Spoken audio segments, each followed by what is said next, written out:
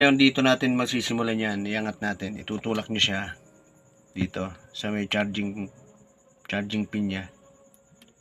Ayan, tumunog siya, di ba? Doon tayo magsisimulang magbubukas. Ayan, ganyan. Ayan.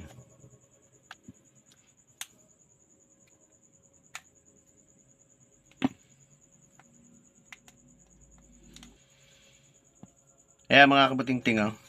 Ginagamit ko kasi kuko eh. Ayan. Paikot yan. Ayan. Okay.